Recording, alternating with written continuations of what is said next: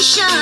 Your feelings mean so much to you, but you know that you're not alone. There's other folks with feelings too. So when you get together, try to understand how they might feel, cause they might have their own ideas with feelings that are just as real. Oh, empathy means feeling what others feel. You felt it too. Happy, sad, angry, glad. You notice it and you understand. Oh, empathy is feeling what others feel. You felt it too. Happy, sad, angry, glad. You notice it and you understand. That's right. All right. Thanks for joining me today for our next second step lesson. We just started with our empathy song to remind us what that means. So, empathy. Let's say it together. Can you read it with me? Here we go. Empathy is feeling or understanding what someone else is feeling. Now you read it by yourself. Nice and loud and proud when I count to 3. Ready? Here we go. 1, 2, 3.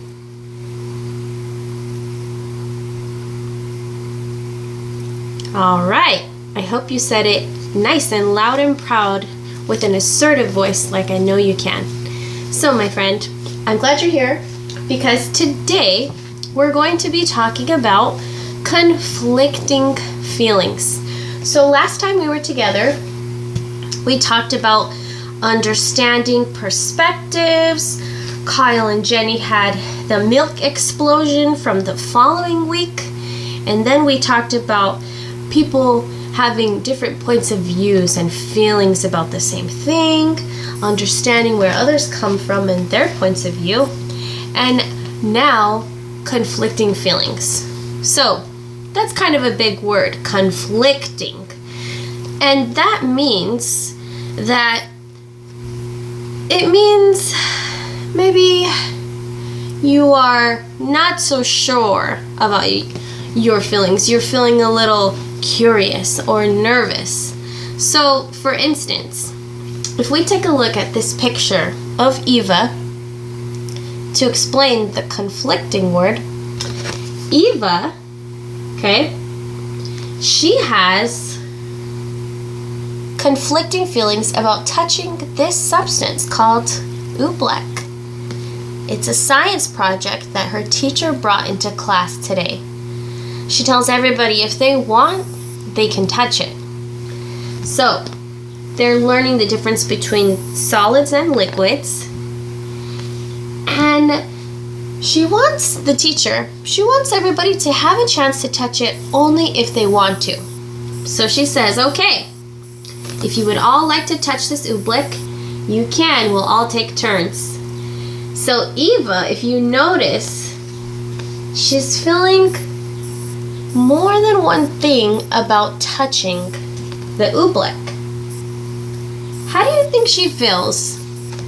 By looking at her face, take a look at her hand, by her mouth. Let's look at her whole body here. She's standing further away. She's pointing at it like she might want to touch it. But she has her arm bent a little and she has her hand up here by her mouth, showing that she's a little scared. Oh, we could also see her shoulders and the rest of her body is leaned back like this, like, ooh, get it away from me, she's thinking, right? So there's a lot of conflicting feelings that she's having. I'll tell you this, she's feeling curious. She's like, I'm curious about touching it. And she's also feeling nervous. We could tell by her eyes and her mouth, it's open ever so slightly. So Eva is curious and nervous. And that's what it means to have conflicting feelings. When you feel one or more ways about something. So she tells us all this by her body and looking at the photo and knowing the situation.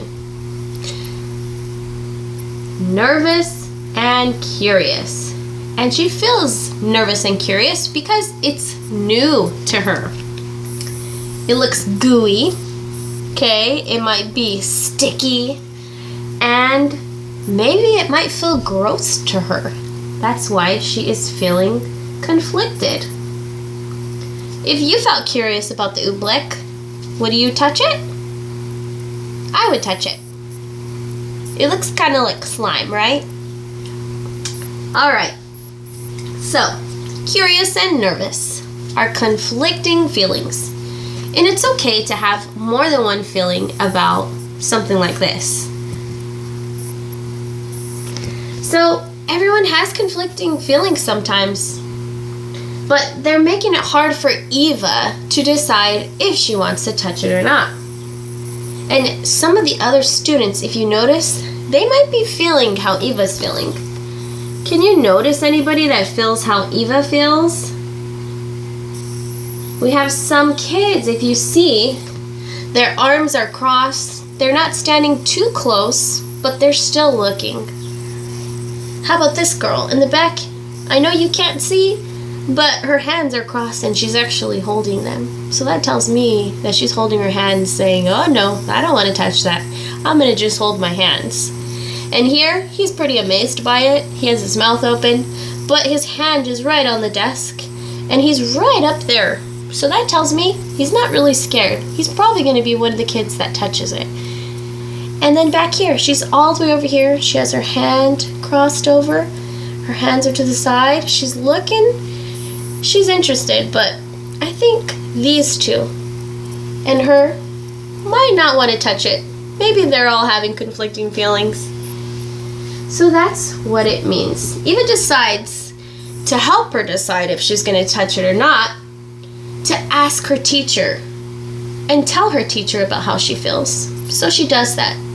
In an assertive voice, she tells her teacher, I'm nervous about touching it, but I'm curious.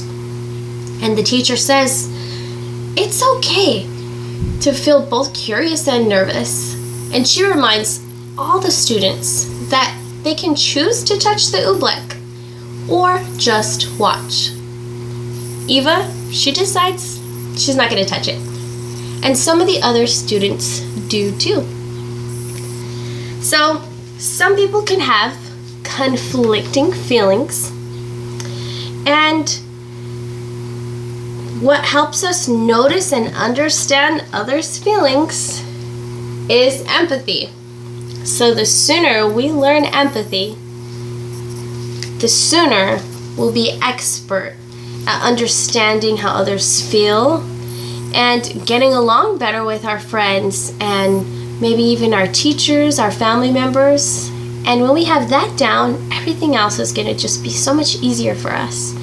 And then we're going to start on managing and talking through our own feelings and emotions. Right now, we're still kind of learning about others by looking again at their face, their body, and listening to their voice. All right, friends. So, that's all we got for today. I hope you enjoyed it, and I'll see you guys next time. Bye.